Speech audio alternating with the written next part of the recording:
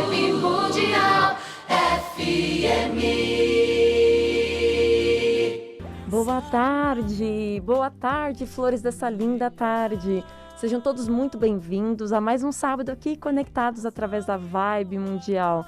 Sejam bem-vindos ao Portal da Cura, esse programa que vem ao ar todos os sábados à tarde para falar sempre de uma forma mais leve, trazendo mais amorosidade e também consciência para o nosso dia a dia, para nossas escolhas que sempre vão levar a gente, quando consciente e de uma forma amorosa, por caminhos que são regados por harmonia e saúde.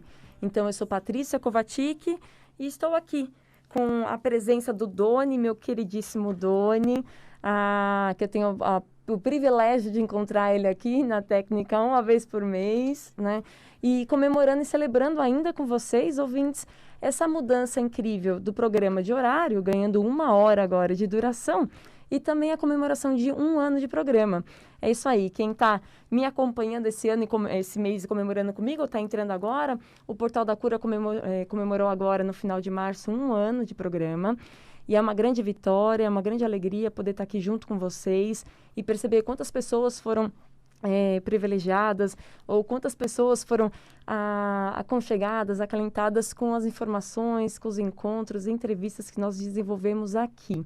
A minha proposta, para quem chega a primeira vez aqui no Portal da Cura, é sempre trazer profissionais da área da saúde focados principalmente em práticas integrativas, ou pacientes que viveram experiências muito importantes através das práticas integrativas, que foram transformadoras na vida deles de forma positiva.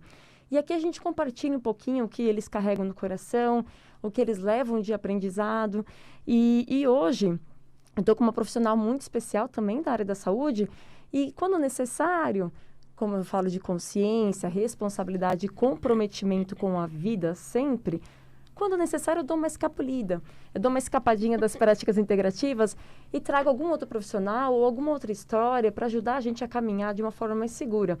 Essa profissional, ela é enfermeira, ela chama Núbia Oliveira, ela é enfermeira há 19 anos daquele setor que hoje está sendo tão importante, tanto dito, que é a UTI. Então, é o Centro de Terapia Intensiva e nesse último ano foi muito importante para ela, porque ela viu o cenário dela mudar completamente ao chegar a pandemia, ao começar, né, os pacientes a internar com Covid. Então, ela vai contar um pouquinho o que aconteceu nesse último ano de Covid, uma vez que, infelizmente, hoje a gente também comemora 1 ano de pandemia. Então, me acompanha aí, querido ouvinte, vamos ouvir a enfermeira, vamos ouvir a Núbia Oliveira, e vamos nos conectar aí através do telefone ou através aqui do Instagram da Vibe Mundial. Hoje o Facebook, ele está desativado, então você que está online, está acostumado a assistir o programa, entra no Instagram da Vibe Mundial que vocês vão conseguir assistir a nossa live por lá.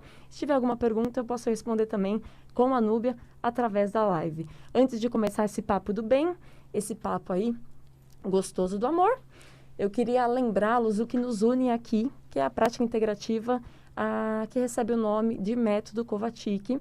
Essa prática ela é destinada a pacientes com câncer e ofertada de forma gratuita através de uma rede de voluntários no nosso país inteiro. Para quem escuta a primeira vez, eu também lanço aqui outro convite para você, para acessar o nosso site. Então, é www.aemk.org.br. Então, é Associação Estevão e Maria Kovacic.org.br. Ali você vai conhecer um pouco mais da história da teoria, o que é esse tratamento e como que funciona todo o desenrolar e a aplicação que você precisa fazer para conseguir alcançar o que a gente chama de resgate da saúde, né? Trazer harmonia para esse quadro de doença que é tão grave e é tão importante quando descoberta, que é o câncer, tá bom?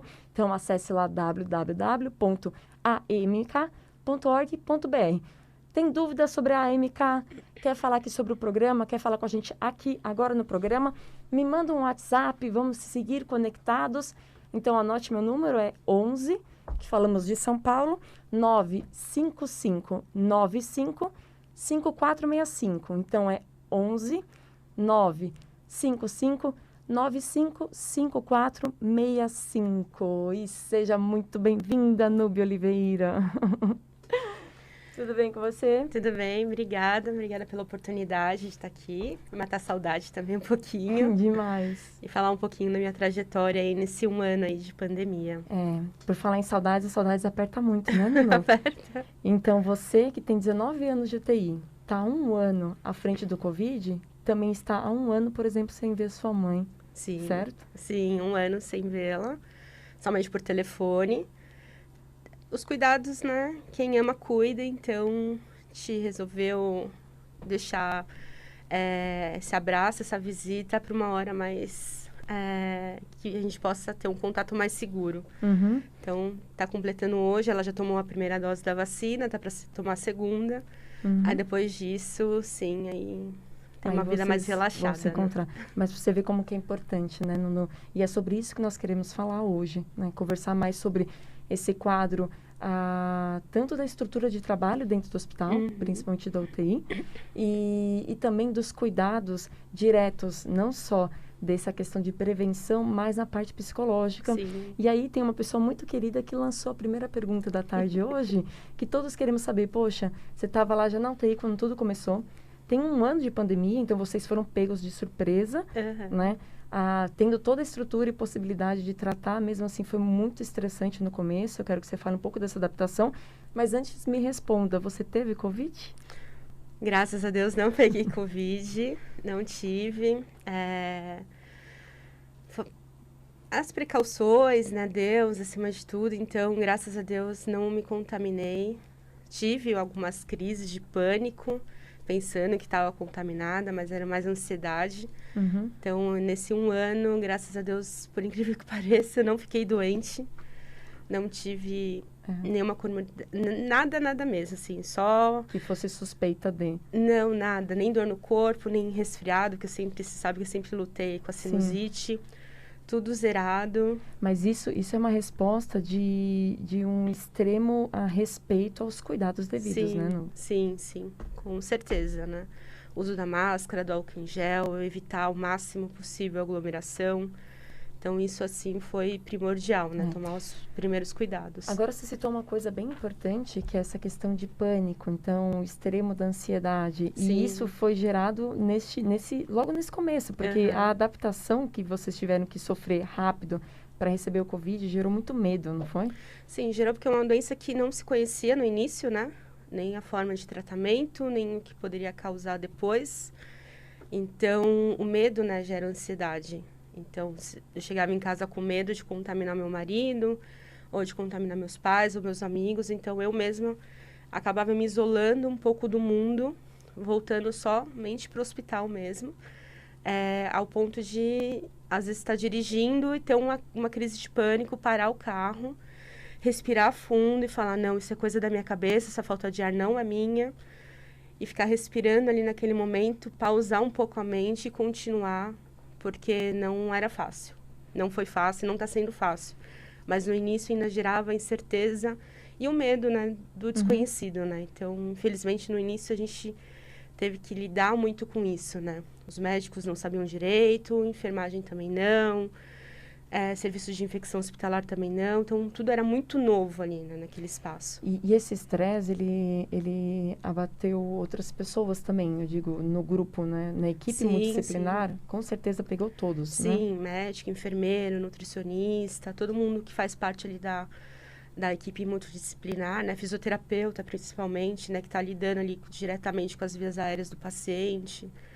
Então, foi um estresse ali que a liderança, né? Chegou a conversar com a equipe, né? Pedindo um pouquinho de paciência em relação às pessoas. Não é que as pessoas estavam sendo grosseiras, mas é porque estava num momento delicado. Então, uma vez ou outra, uma poderia ser mais ríspida do que a outra. Sim. Então, ter um pouquinho de paciência em relação a isso. E deve ter sido interessante no sentido de aprendizado, ou aprendizagem, eu posso dizer melhor, esse processo de reconhecimento da fragilidade entre os profissionais da equipe, né? Porque Sim. Isso é uma coisa histórica, né? O ouvinte que me acompanha aqui sabe que eu também sou enfermeira e tive aí meus 15 anos dentro do hospital, mas dentro do centro cirúrgico especificamente, mas é uma cultura que a gente trabalha com muita dedicação para mudar. que é o relacionamento entre equipe, né? Sim. Então, um profissional reconhecer a importância do momento de assistência do outro sempre foi um desafio, né, Nuno? Sempre foi. E, independente da posição da hierarquia, né? Então, além dos profissionais direcionados para a área da saúde, então a gente está falando de médico, de enfermeiros, né? Que vem equipe técnica também, fono, fisioterapeuta, que está sendo tão importante Sim. agora, psicólogo.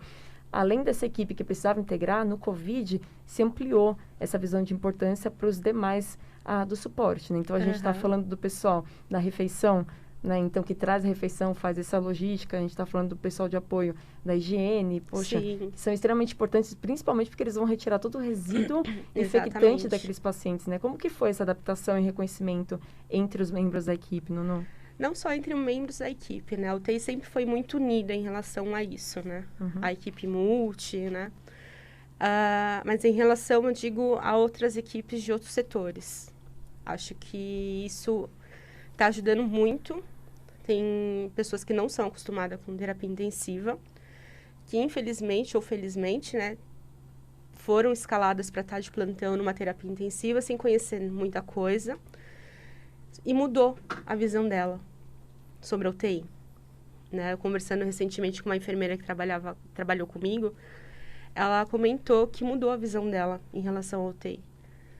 Né? Então, aquele desespero para passar plantão de um paciente que está em estado grave, ela quer... Não, vamos esperar um pouco, está corrido para ela. Uns 10, 15 minutos, 20 minutos não vai atrapalhar ninguém, então vamos esperar um pouquinho.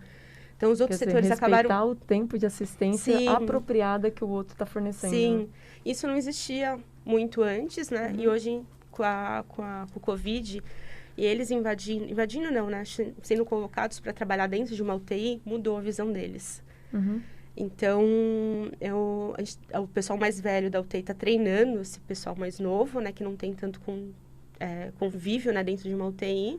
Sim. Estão extremamente agradecidos, assim, pela paciência, porque eles não conhecem nada. Né? Eles têm medo de tudo, né? E a UTI, ela tem toda uma complexidade que só cabe dentro de uma UTI, Sim, né? sim. E você precisa ter um treinamento, uma competência muito específica, né? Eu acho que os ouvintes aqui que acompanham a gente, e mesmo eu sendo enfermeira, eu acredito que é interessante a gente falar um pouquinho como se distribui normalmente a questão de médico e enfermeiro por paciente e o que está acontecendo agora com relação ao Covid. Então, o que o quadro de saúde desse paciente representa de diferente dessa gravidade que é necessário ampliar a assistência nele, para o pessoal entender o que é essa hiperlotação da UTI, ou o porquê a gente está falando aqui de profissionais que não são da UTI e que entraram na UTI. Então, por que esse pessoal que não é da UTI precisou entrar na UTI? Então, quer dizer, está tendo uma maior demanda e falta profissional, né? Como que se distribui, então, a UTI entre médico e paciente? Normalmente, uma UTI não COVID. Tá, normalmente fica um médico plantonista 24 horas, né? Ele não sai da UTI. E tem as equipes que trabalham de 6 ou 12 horas, né? E normalmente um técnico de enfermagem fica com 2 pacientes. O enfermeiro assistencial, que é aquele que fica também nos cuidados com o paciente, assume o mais grave. E fica um enfermeiro referência, que fica ali coordenando todo o restante da equipe. Esse no cenário normal, né?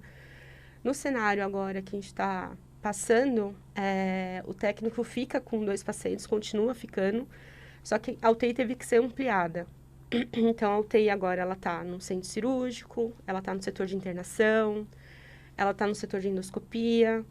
Cada hospital tem a sua estratégia de trabalho. Então, a UTI, ela invadiu outros lugares. E, para isso, precisa de uma equipe qualificada, né? Muitas vezes, não tem demanda para se treinar funcionários novos. Então, o que o hospital faz? Acaba chamando, né, as pessoas que querem conhecer um pouco mais esse meio da UTI, a trabalhar na UTI. Mas isso sempre com a supervisão, eles passam por treinamento em relação à medicação, a equipamento, a mexer. Então, eles acabam passando por um treinamento. Claro que tem aquele susto, né, aquele medo. Então, sempre fica uma pessoa sempre mais velha de casa, né, ali naquela UTI, cuidando daquele restante daquela equipe de 3, 4, 5 técnicos de enfermagem. Como se fosse um sênior, então um médico de referência ou um enfermeiro de referência que vai acompanhar o desenvolvimento dos outros profissionais que Exatamente. têm suas competências em outros setores, mas estão se Sim. adequando à forma de trabalho da UTI. Sim, exatamente. Então, quer dizer, todos estão estressados, um pouco além da média. Então, o primeiro estresse é viver a gravidade do Covid. Sim. Então, ir descobrindo o Covid conforme ele está Aham. acometendo tantas pessoas, né? E o segundo é que, mesmo ele estando preparado para cuidar do ser humano, ninguém estava preparado nessa escala, né, nesse alcance para cuidar do ser humano dentro da UTI. Sim, exatamente. Vibe Mundial 95,7. FM. A rádio que